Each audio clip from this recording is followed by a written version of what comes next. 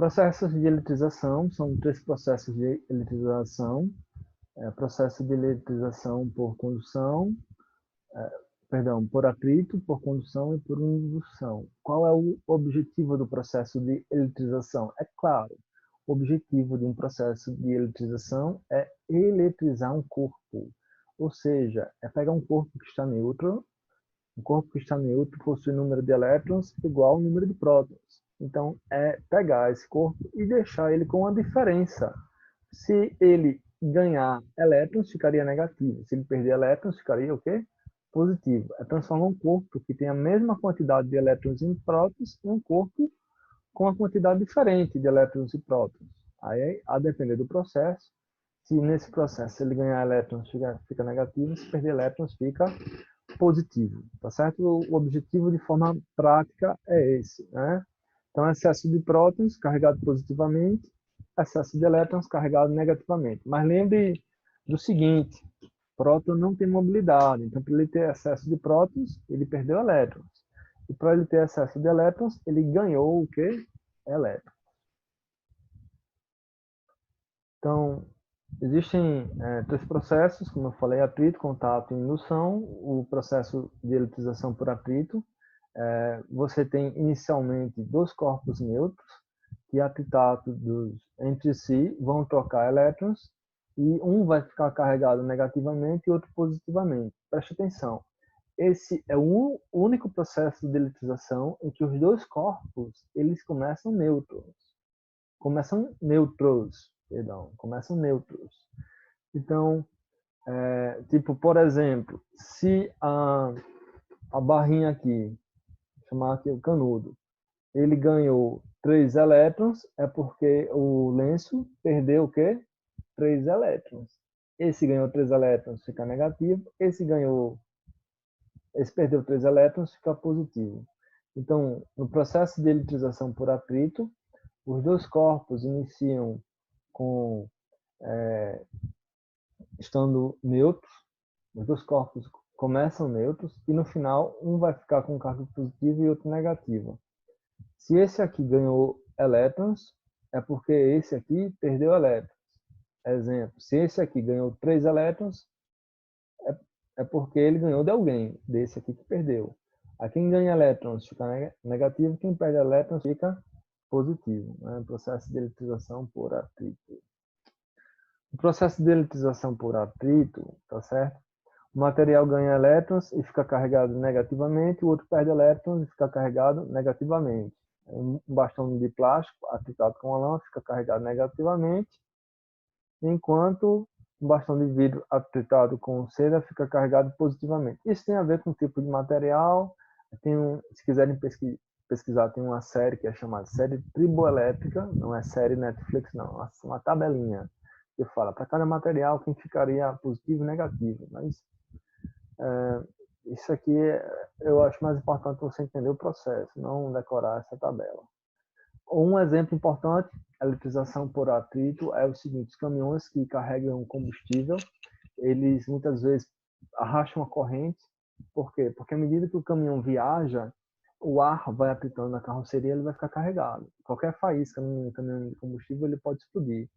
Então, o procedimento é aquela corrente serve para escoar o excesso de cargas para a terra. E quando ele não tem a corrente ou tendo, quando ele chega no posto de combustível, eles colocam um cabo de aço na carroceria do caminhão para neutralizar, fazer um aterramento, tirar o excesso de carga para a terra e depois abastece o posto. Imagina a força de atrito em um avião comercial, por exemplo, 900, 1000 km por hora.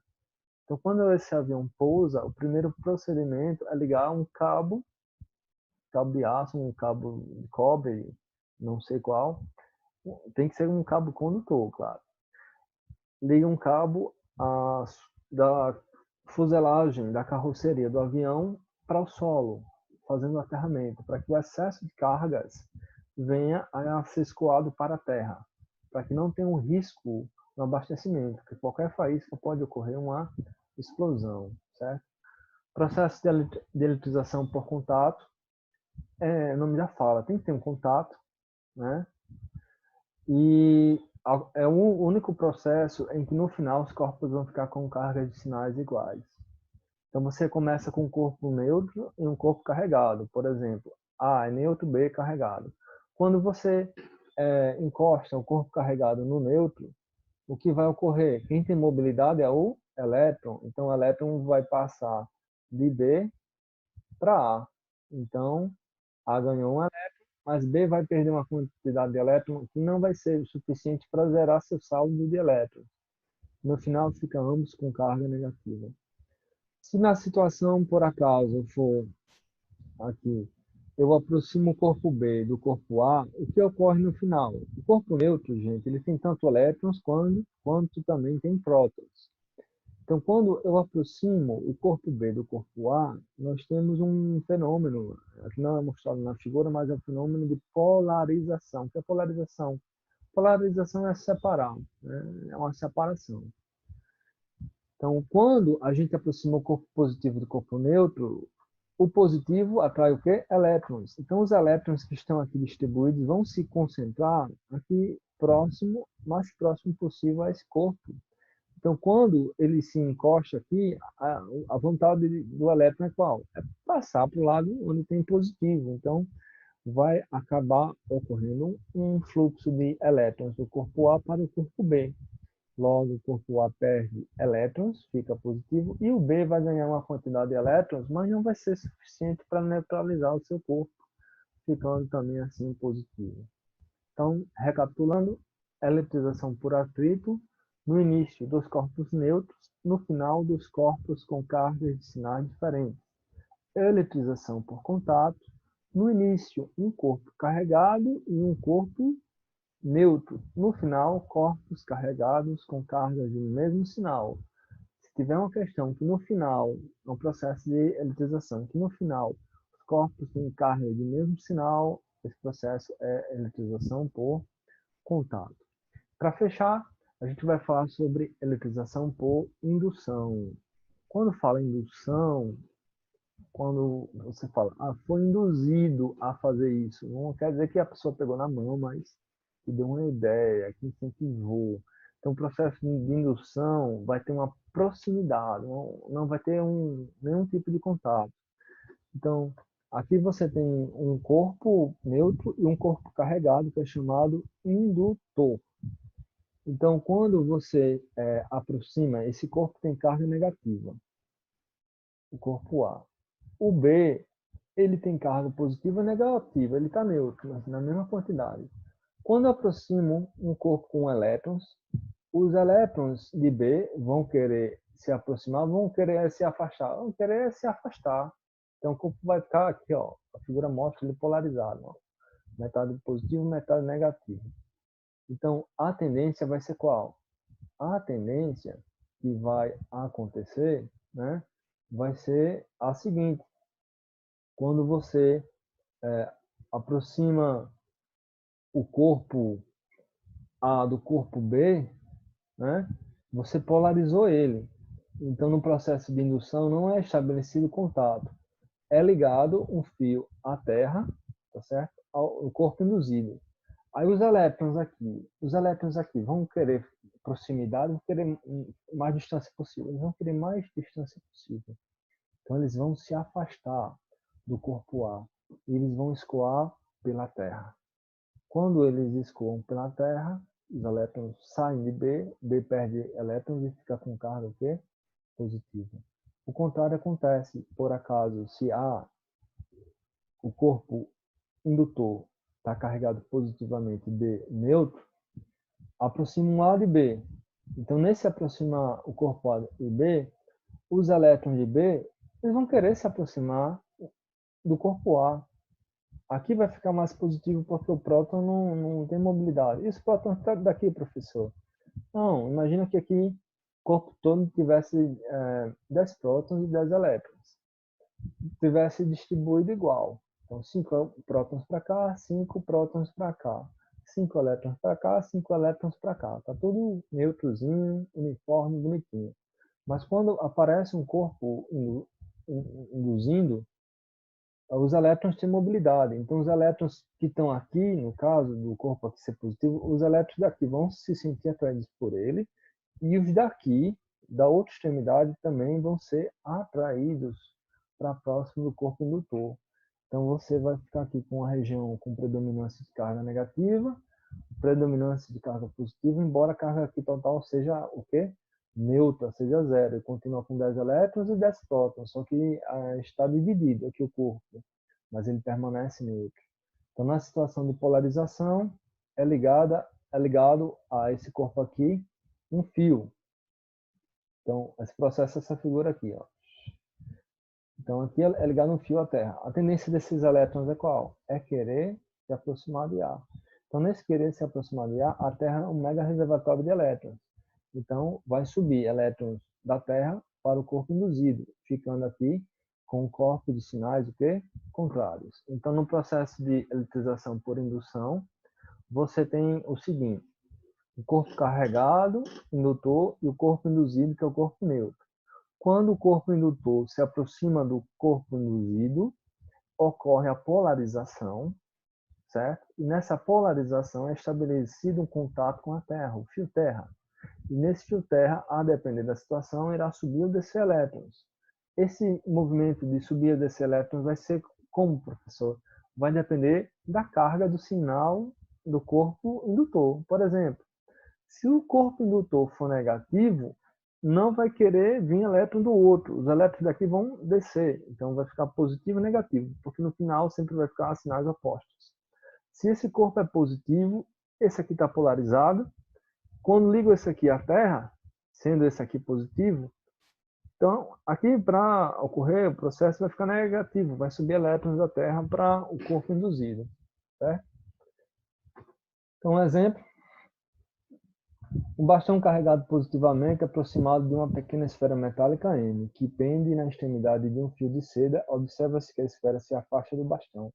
Nesta situação, qual o sinal da carga elétrica total na esfera metálica? Eu me explico por quê. Então, a gente, se aqui essa linha tracejada seria a posição de equilíbrio, então aqui a carga é positiva e aqui está se afastando. Então, qual é a possibilidade? Poxa, a possibilidade é que essa aqui seja positiva, porque está se afastando, está se repelindo. Então, essa aqui é carga positiva, né?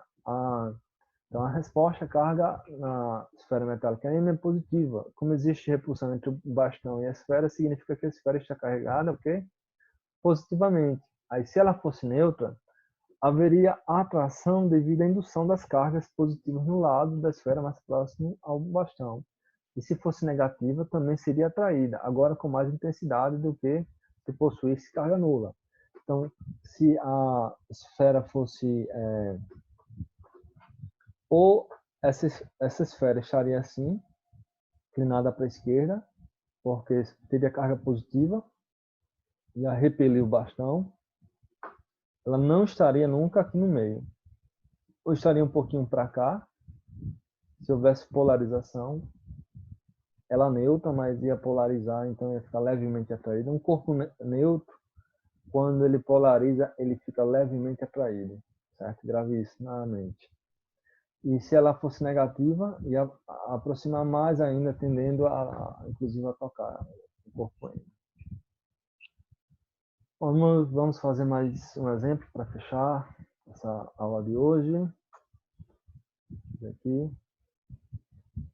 Diz assim: cada uma das figuras apresentadas abaixo representa duas bolas metálicas de massas iguais em repouso, suspensas por fios isolantes. As bolas podem estar carregadas eletricamente. O sinal das cargas está indicado em cada uma delas. A ausência de sinal indica que a bola está descarregada. O ângulo que o fio forma com a vertical depende do peso da bola e da força elétrica devido à bola vizinha. Indique, em cada caso, se a figura está certa ou errada. Então, vamos avaliar.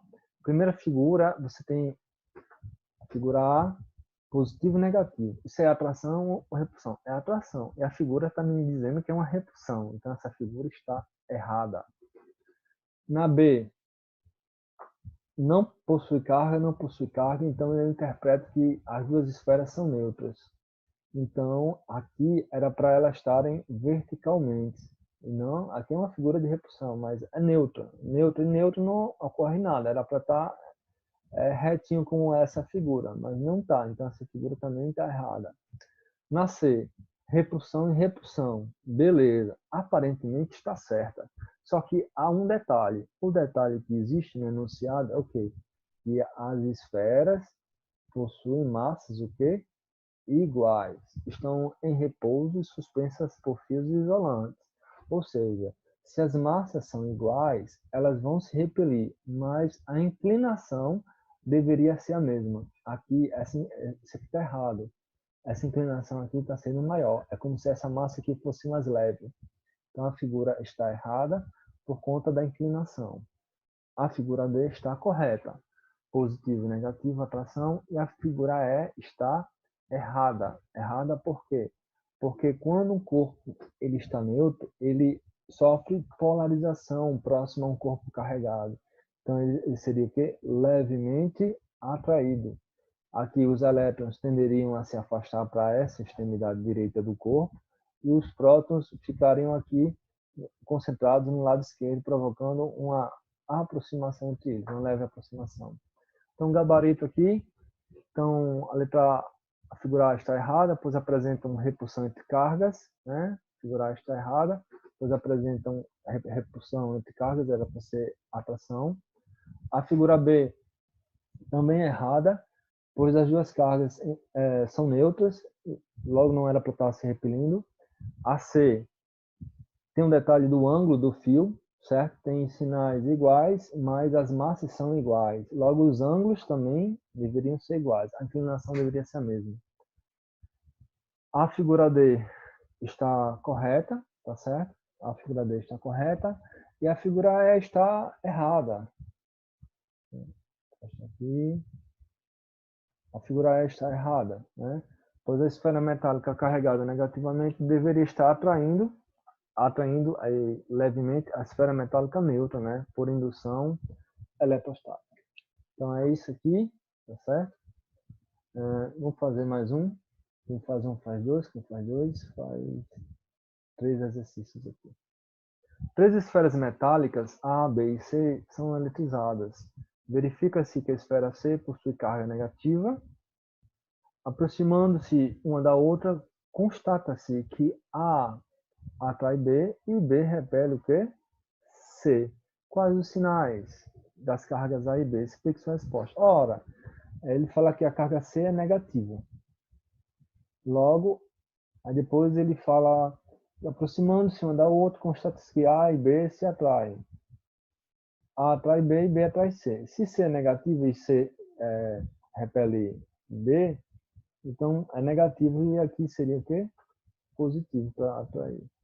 Então, gabarito. O problema nos informa que a esfera C está carregada negativamente. Sabemos que as cargas do mesmo sinal se repelem. Logo, B também está carregada negativamente, uma vez que B repele C. Como as cargas de sinais opostos se atraem, deduzimos que a esfera A está carregada positivamente, pois A atrai B. Aí veja na figura, né? Botei a figura. E condutores isolantes. Condutores isolantes o que eu não gosto da palavra isolante é que dá a ideia de que isolante isola totalmente, mas às vezes você está de chinelo é seco, sem estar molhado, você sofre choque. Então eu prefiro usar a palavra mau condutor e bom condutor. Então na física, quando você observar essa palavra isolante, entenda ela como sendo um mau condutor. Um bom condutor, a diferença de um mau condutor para um bom condutor é que o bom condutor ele possui elétrons livres, são chamados elétrons de condução. Alguns materiais metálicos, como cobre, por exemplo, ouro, então são materiais bons condutores. Então, possuem elétrons livres que facilitam a condutividade de energia, né? Então, toda a carga transferida para o mesmo durante o processo de fricção é escoada para a Terra, né? Você quando sofre um choque, né, por exemplo, quando você toca e sofre um choque, a energia vai passar por você em direção à Terra. Então, em geral, os metais são bons condutores, né, os materiais metálicos. Os elétrons, isso tem muito a ver com os elétrons de condução. Material isolante, tem uma palavra para material isolante que é uma palavra dielétrico. Às vezes essa palavra é usada no Enem ou em vestibulares, material dielétrico. Aí a pessoa, meu Deus, não sei o que é. Material mal condutor, ou seja, isolante. Lembre que isolante não quer dizer que ele isola perfeitamente. É que ele é um mal o quê? Condutor, tá certo? Então, material condutor, material isolante. Exemplo, material mal condutor, plástico, borracha, madeira, vidro. Esse exemplo cerâmica aqui não é correto, porque existem cerâmicas que a baixas temperaturas passam a conduzir bem eletricidade. Então, materiais mal condutores, isolantes, plástico, borracha, madeira, vidro, certo? Então, cerâmica depende do tipo de cerâmica, da temperatura que ela está exposta também. Então, você tem materiais que são semicondutores, tá certo? Usado em circuitos de microeletrônica. Isso aqui eu vou deixar para vocês darem uma olhada.